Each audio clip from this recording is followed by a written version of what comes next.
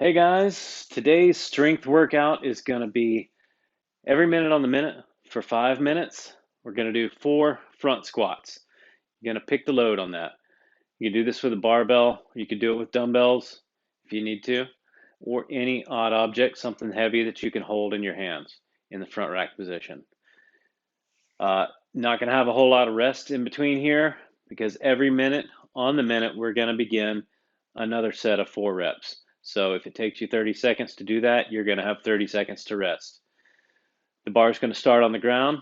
Dumbbells will start on the ground.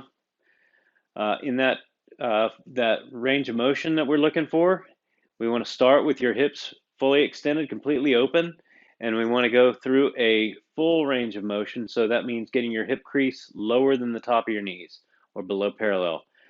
We want to keep your chest upright, and you're going to accomplish that by letting that bar rest on your shelf in the front rack position.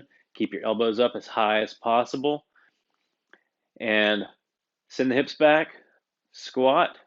Keep those elbows up, especially on the way up. Think about flexing your abs and all the muscles in your back. Just flex everything as if somebody's going to come by and poke you in the stomach.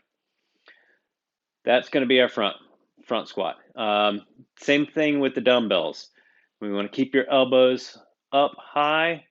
One head of the dumbbell is going to rest on your shoulder. It could even be kind of on the back of your shoulder. But keep those elbows up and in, just like you were holding a barbell. Go through your full range of motion. Keep the chest up, elbows up, and stand. Full extension at the top every time. That's today's workout for strength.